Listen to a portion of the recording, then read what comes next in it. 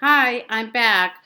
I'll be I'm using the Bible. I'm using the Bible reading plan from the Daily Audio Bible, and I will be reading from Genesis chapter 28, verse 1 to Genesis chapter 29, verse 35. Verse 35. Genesis chapter 28.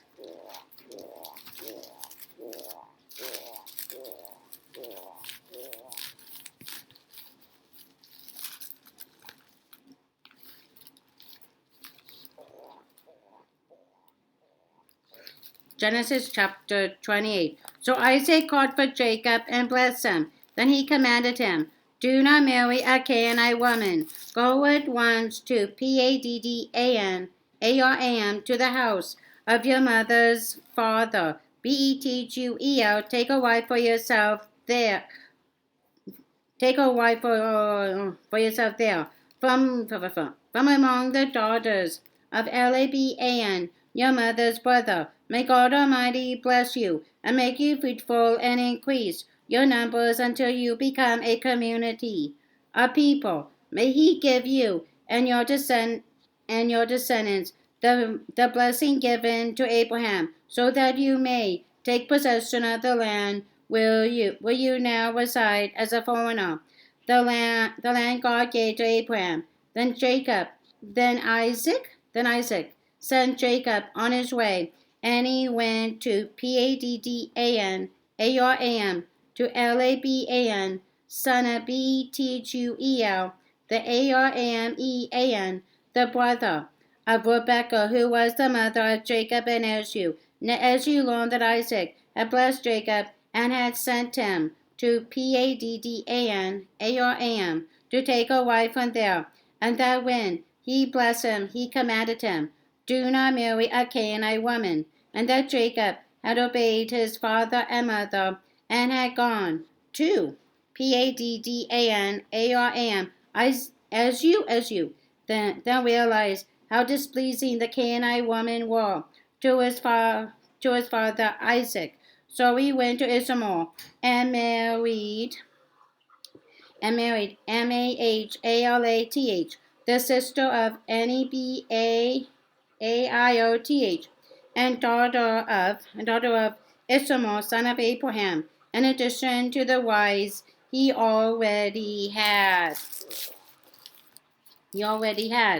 The story of Jacob, Genesis chapter 28, verse 10 to Genesis chapter 36, verse 43. Jacob did everything, both right and wrong, with great zeal. He deceived his own brother Esau and his father Isaac. He wrestled with an angel and worked 14 years to marry the woman he loved. Through Jacob, we learn how a strong leader can also be a servant. We also see how wrong actions will always come back to haunt us. Jacob starts a family. Jacob's dream at Bethel. Jacob left Beersheba and set out for Haran. When he reached a certain place, he stopped for the night because the sun had set. Taking one of the stones there, he put it under his head and lay down to sleep.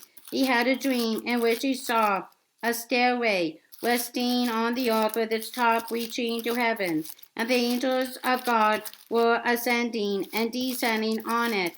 There above it stood the Lord, and he said, I am the Lord, the God of your father Abraham, and the God of Isaac. I will give you and your descendants the land on which you are lying. Your descendants will be like the dust of the earth, and you will spread out to the west and to the east, to the north and to the south. All peoples on earth will be blessed through you and your offspring. I am with you and will watch over you wherever you go, and I will bring you back to this land. I will not leave you until I have done what I have promised you. When Jacob awoke from his sleep, he thought, surely the Lord is in this place, and I was not aware of it. He was afraid and said, how awesome is this place. This is none other than the house of God. This is the gate of heaven. Early the next morning, Jacob took the stone he had placed under his head and set it up as a pillar and poured oil on top of it. He called that place Bethel, though the city used to be called Luz. Then Jacob made a vow, saying, if God will be with me and will watch over me on this journey I am taking, and will give me food to eat and clothes to wear, so that I return safely to my father's household, then the Lord will be my God, and the stone that I have set up as a pillar will be God's house, and of all that you give me, I will give you a tenth. A tenth. 35.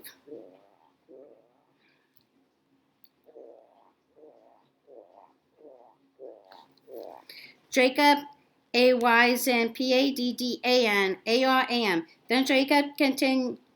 Genesis chapter 29. Then Jacob continued on his journey and came to the land of the eastern peoples. There we saw a well in the open country with three flocks of sheep lying near it. Because the flocks were watered from that well, the stone over the mouth of the well was large. When all the flocks were gathered there, the shepherds would roll the stone away from the well's mouth and water the sheep. Then they would return the stone to its place over the mouth of the well. Jacob asked the shepherds, my brothers, where are you from? We're from Haran, they replied. He said to them, do you know Laban, Nahor, Potiphar's grandson? Yes, we know him, they answered. Then Jacob asked them, is he well? Yes, he is, they said, and here comes his daughter Rachel with the sheep. With the sheep. Look, he said, the sun is still high. It is not time for the flocks to be gathered. Water the sheep and take them back to pasture. We can't, they replied, until all the flocks are gathered and the stone has been rolled away from the mouth of the well. Then we will water the sheep. While he was still talking with them, Rachel came with her for the sheep, for she was a shepherd. When Jacob saw Rachel, daughter of his uncle Laban, and Laban Potiphar's sheep, he went over and rolled the stone away from the mouth of the well, and watered his uncle's sheep. Then Jacob kissed Rachel and began to weep aloud. He had told Rachel that he was a relative of her father and a son of Rebekah. So she went and told her father. As soon as Laban heard the news about Jacob, his sister's son, he hurried to meet him. He embraced him and kissed him and brought him to his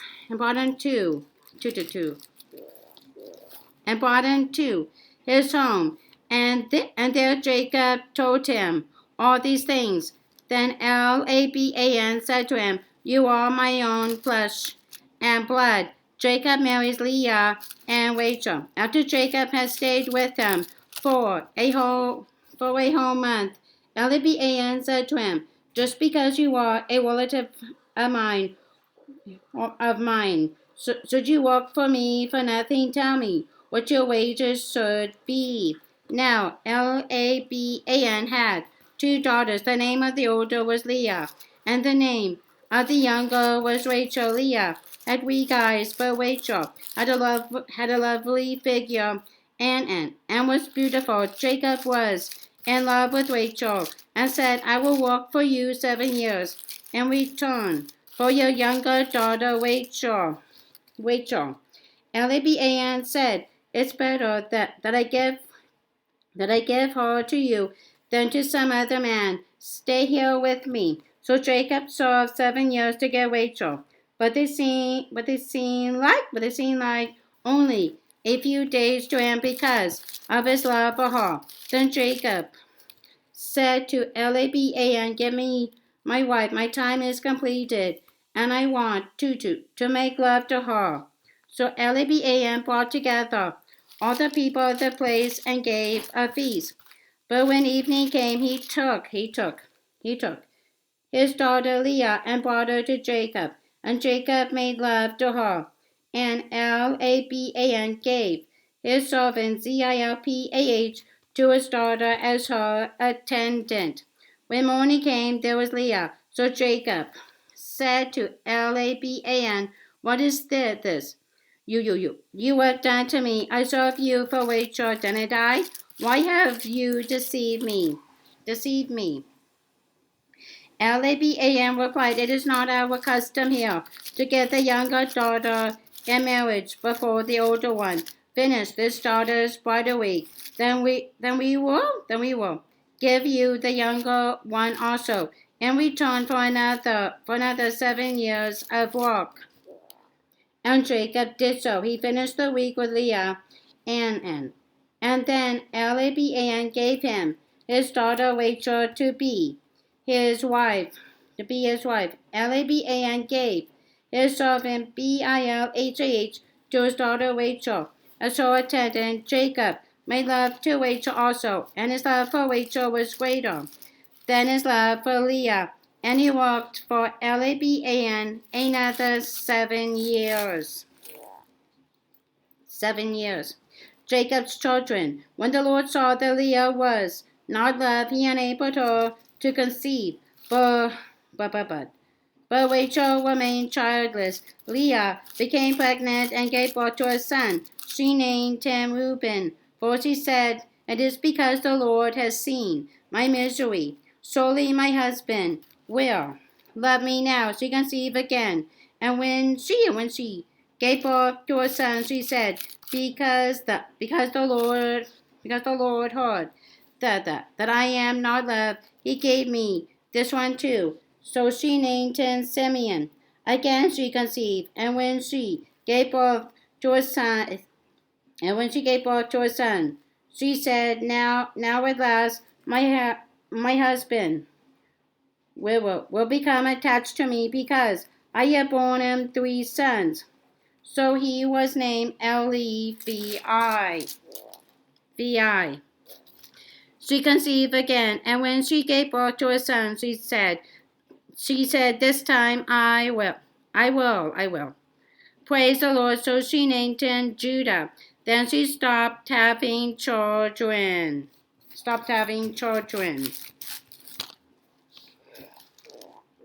Matthew chapter 9, verses 18 to 38. Matthew chapter 9.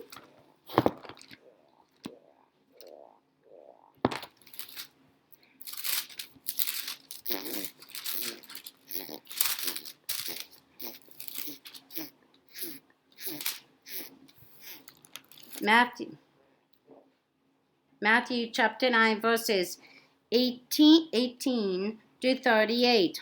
Jesus heals a bleeding woman and restores a girl to life. Mark chapter 5, verses 21 to 43. Luke chapter 8, verses 40 to 56. While he was saying this, a synagogue leader came and knelt before him and said, "My daughter has just died, but come and put your hand on her, and she will live." Jesus got up and went with him, and so did his disciples. Just then a woman who had been subject to bleeding for 12 years came up behind him and touched the edge of his cloak. She said to herself, if I only touch his cloak, I will be healed." Jesus turned and saw her. "Take heart, daughter," he said. "Your faith has healed you." And the woman was healed at that moment. When Jesus entered the synagogue leader's house and saw the noisy crowd and people playing pipes, he said, "Go away, the girl is not dead but asleep. But they laughed at him. After the crowd had been put outside, he went in and took the girl by the hand. And she got up. News of this spread through all that region. Jesus heals the blind and mute. As Jesus went on from there, two blind men followed him, calling out, "Have mercy on us, son of David." When he had gone indoors, the blind man came to him, and he asked them, "Do you believe that I am able to do this?" "Yes, Lord," they replied. Then he touched their eyes and said, "According to your faith, let it be done to you." And the sight was restored. Jesus warned them sternly, "See that no one knows about this."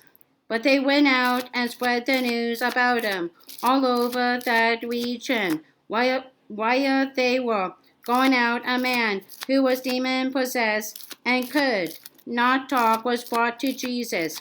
And when the demon was driven out, the man who had been mute spoke. The crowd was amazed and said, "Nothing like this has ever been seen in Israel." But the Pharisees said, "It is by the prince of demons that he drives out demons." Jesus urges the disciples to pray for workers. Jesus went through all the towns and villages, teaching in the synagogues, proclaiming the good news of the kingdom, and healing every disease and sickness. When he saw the crowds, he had compassion on them, because they were harassed and helpless, like sheep without a shepherd. Then he said to his disciples, "The harvest is plentiful, but the workers are few. Ask the Lord of the harvest, therefore, to send out workers into his harvest field." Psalm chapter 11.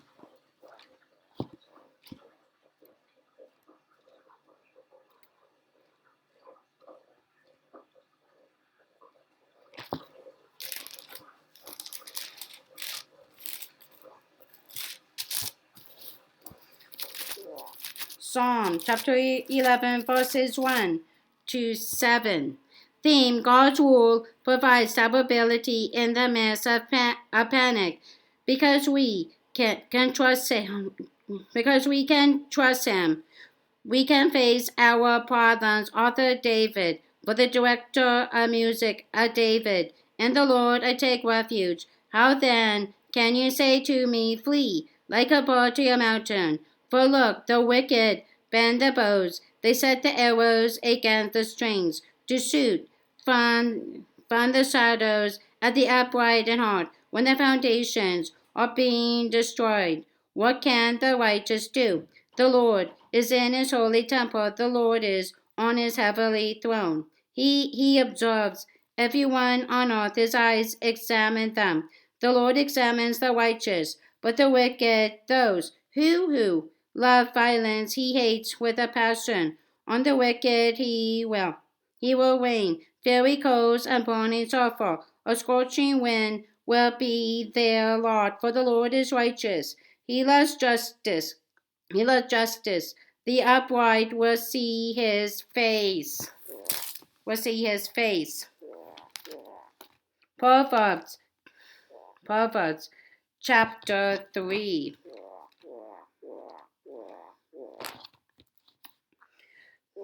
Proverbs chapter 3, verses 11 and 12. 11 and 12. My son, do not despise the Lord's discipline, and do not resent his rebuke, because the Lord disciplines those he loves as a father. The son he delights in. Okay, that's all. Bye.